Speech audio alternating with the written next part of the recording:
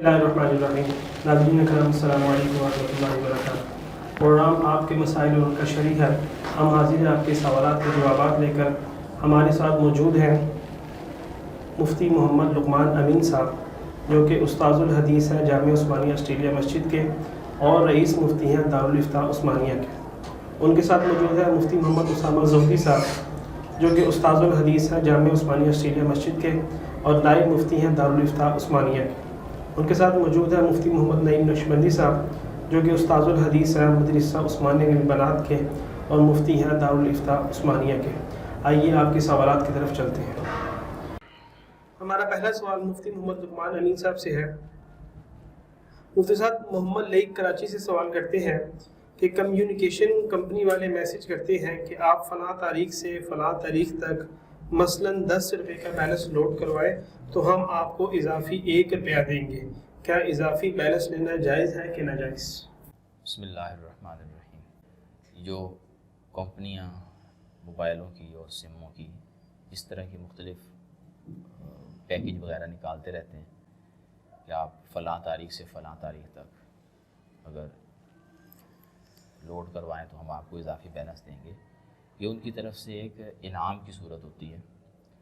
अगरचे देखने में यूँ लगता है कि 10 रुपये के बदले में हमें 11 रुपये मिल रहे हैं मसलन, लेकिन हकीकत में ये 10 रुपये के बदले में 11 रुपये नहीं होते। हम उन्हें 10 रुपये देते हैं कि हमें 10 रुपये जितनी कॉल करने की सहूलत दे दी जाए। तो गोया कि हमने रकम दी और उन्होंने हमें आगे से रकम नहीं दी, हिंद से दिखा दिया हमें कि तुम्हें इतनी सहूलत है कि तुम 10 रुपये जितनी कॉल कर सकते हो। इसमें फिर वो अपनी मर्ज़ी से कुछ इजाफा कर देते हैं।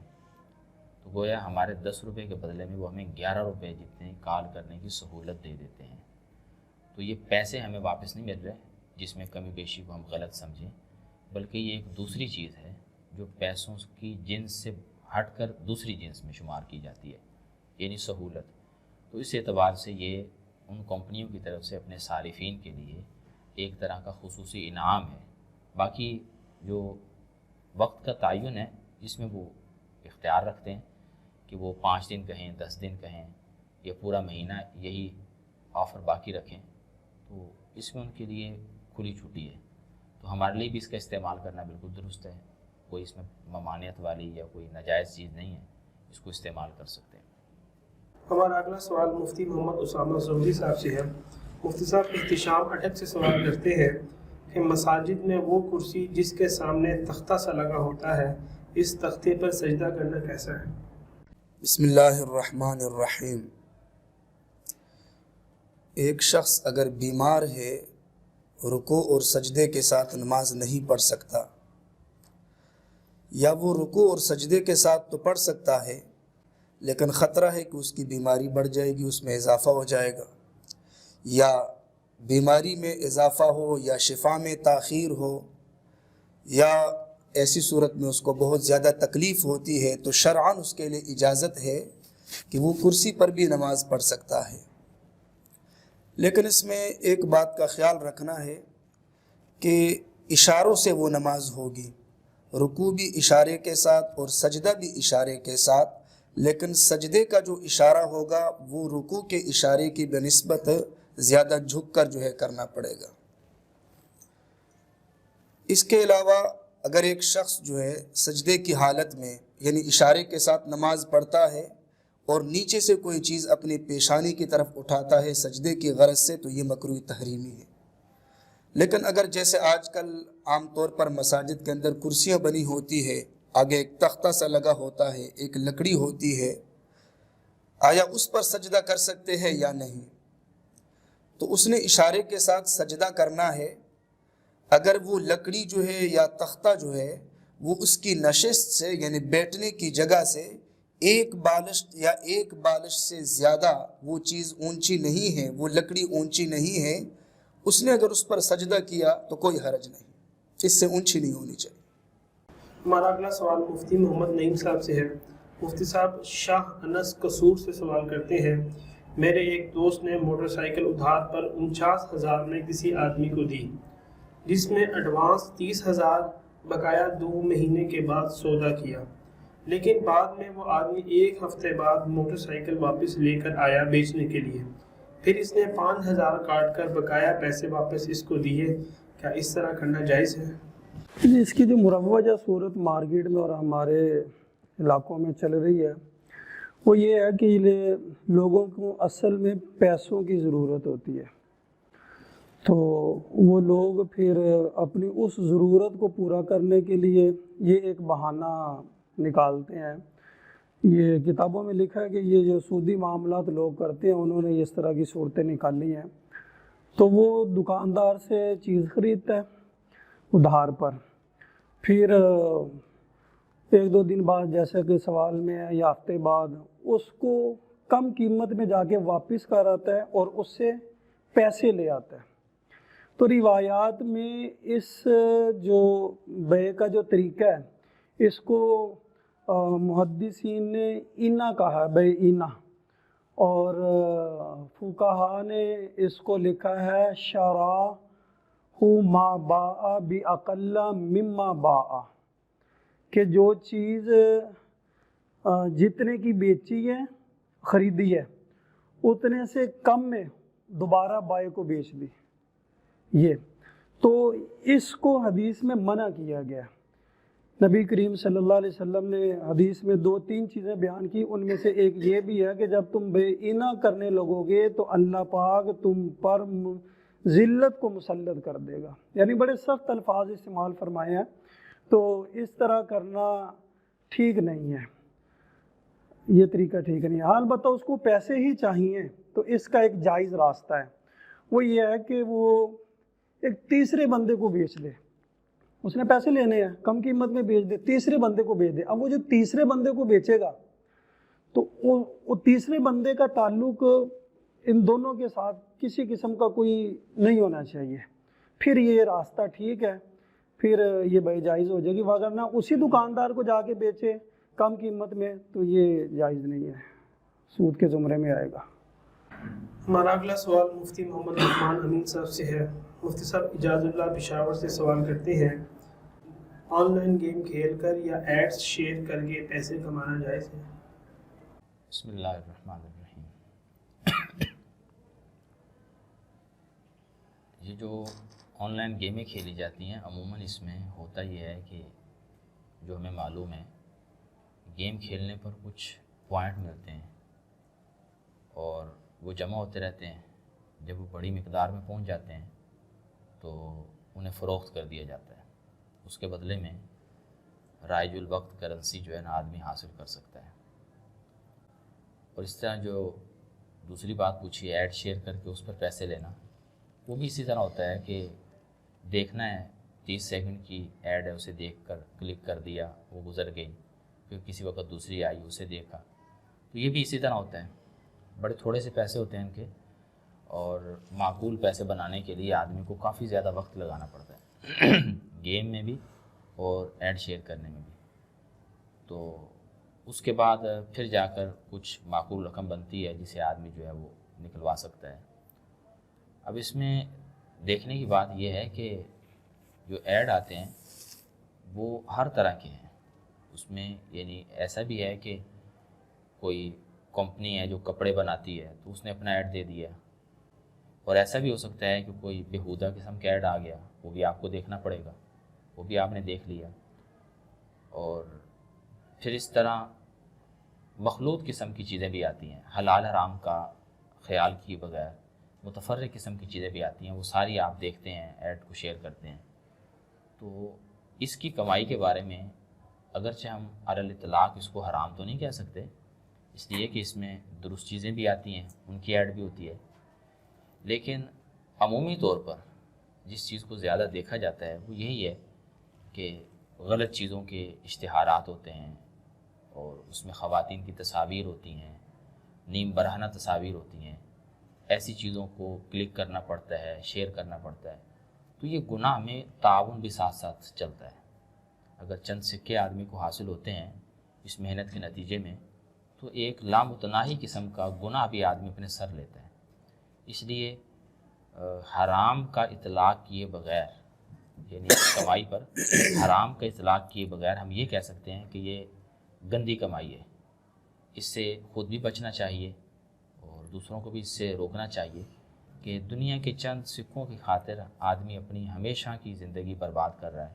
کیونکہ جو ایڈ ایک مرتبہ میں نے شیئر کر دیا فرض کریے، تو وہ آگے سے آگے چلتا چلتا جب تک وہ سلسلہ چلتا رہے گا اس میں میرا گناہ کا حصہ بھی بڑھتا رہے گا. ایسی چیزوں سے بہرحال اجتناب کرنا چاہیے. لیکن اگر کسی آدمی نے اس طرح پیسہ کمایا ہے تو ہم اس پر حرام کا لفظ نہیں بول سکتے، کیونکہ مخلوط معاملہ ہے. یہ درست بھی ہے، غلط بھی ہے. گیم کھیلنے میں وقت کا ضیاع ہے، یہ بات تو اپنی جگہ ہے. لیکن کوئی آدمی اگر محض گیم کھیل کے اپنے لیے کچھ کوئنز جمع کرتا ہے اور اس کو بعد میں بیچ دیتا ہے تو پوری کمائی تو کہہ سکتے ہیں. یعنی اس کو آپ یوں کہہ لیں کہ شریعت کی نظر میں یہ طیب مال نہیں ہے. اور ہمیں حکم یہ ہے، بلکہ قرآن پاک میں تو اللہ تعالیٰ نے انبیاء کو بھی یہ حکم دیا ہے کہ طیب مال کھاؤ. تو ہمیں طیب مال کھانے کا، طیب کمائی کرنے کا حکم ہے. ایسی گندی کمائی سے ہمیں روکا گیا ہے، اس سے بچنا چاہیے. ہمارا اگلا سوال مفتی محمد اسامہ زودی صاحب سے ہے.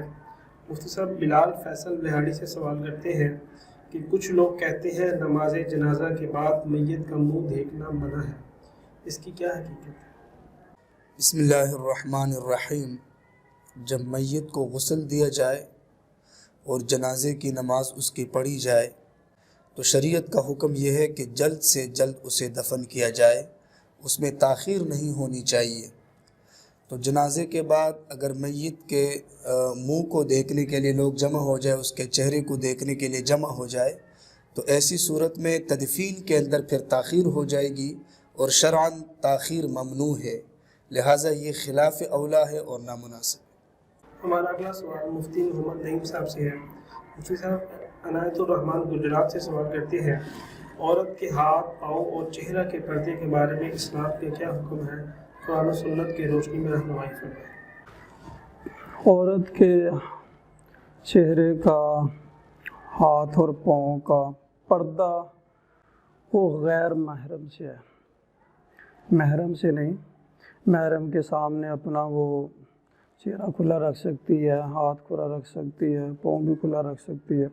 غیر محرم سے وہ چہرے کا پردہ کرے گی، ہاتھ پاؤں کا بھی پردہ کرے گی. چونکہ قرآن کریم میں 22ویں سپارے میں اعوذ باللہ من الشیطان الرجیم بسم اللہ الرحمن الرحیم یا ایھا النبی قل لازواجک و بناتک و نساء المؤمنین یدنین علیہن من جلابیبہن، کہ آپ صلی اللہ علیہ وسلم کو اللہ تعالیٰ نے مخاطب کیا اور فرمایا کہ آپ فرما دیں اپنی ازواج مطہرات کو بھی اور دیگر جو مسلمانوں کی عورتیں ہیں ان سے بھی کہ آپ جو ہے نا وہ جب نکلیں تو یہ اپنے چادر جو ہے نا وہ چہرے کے اوپر ذرا نیچے کر کے ڈال لیں. تو اس سے تو یہی سمجھ میں آتا ہے کہ چہرے کا پردہ ہے. اور اسی طرح وہ حدیث میں بھی آتا ہے کہ آدمی کا احرام جو ہے نا وہ اس کے سر میں ہے اور عورت کا احرام اس کے چہرے میں ہے. اور حضرت عبداللہ ابن مسعود رضی اللہ تعالی عنہ سے بھی جو ہے نا یہی منقول ہے کہ ہاتھ، پاؤں، چہرہ یہ پردے میں شامل ہے. باقی کچھ لوگ یہ اس نظریات کے حامل ہیں کہ چہرے کا پردہ نہیں ہے. لیکن بہرحال چونکہ بہت ساری روایات موجود ہیں، آپ صلی اللہ علیہ وسلم تشریف فرما تھے، ام سلمہ اور حضرت میمونہ رضی اللہ تعالیٰ عنہما بھی آپ کے پاس تھے. تو اتنے میں حضرت عبداللہ ابن مکتوم رضی اللہ تعالیٰ عنہ تشریف لے آئے. تو آپ صلی اللہ علیہ وسلم نے ان دونوں سے فرمایا کہ پردہ کریں. تو وہ کہنے لگی یا رسول اللہ صلی اللہ علیہ وسلم یہ تو نابینا ہے. تو آپ نے فرمایا فام یا کیا تم بھی نابینا ہو؟ تم تو دیکھ رہی ہو، پردہ کرو. تو اس سے معلوم ہوا کہ عورت کا غیر محرم سے پردہ ہے، چہرے کا، ہاتھ اور پاؤں کا. ہمارا اگلا سوال مفتی محمد لقمان حمید صاحب سے ہے. مفتی صاحب، 7 بھائی لاہور سے سوال کرتے ہیں کہ بینک سے قسط پر گاڑی لینا کیسا ہے؟ کیا شریعت میں اجارہ سسٹم کی اجازت ہے؟ اگر ہے تو بینک کے ساتھ معاہدے کا طریقہ کار کیسے وضع کیا جائے گا؟ کیونکہ ڈاؤن پیمنٹ تو بہرحال ادا کرنا پڑے گا میں نے سنا ہے کچھ صورتوں میں ڈاؤن پیمنٹ میں رعایت حاصل کی جا سکتی ہے، برائے مہربانی تفصیل سے جواب دیجیے۔ بسم اللہ الرحمن الرحیم۔ بینک سے گاڑی لینا، چاہے وہ بینک سودی بینک ہو یعنی روایتی بینک ہو یا اسلامی بینک ہو، دونوں سے یہ سہولت حاصل ہوتی ہے، لیکن شرعی اعتبار سے جو سودی بینک ہیں، روایتی بینک، ان بینکوں کے معاملات میں شرعی تقاضوں کو ملحوظ نہیں رکھا جاتا، جس کی وجہ سے ان بینکوں کے ساتھ معاملات کرنے کی اجازت نہیں ہے۔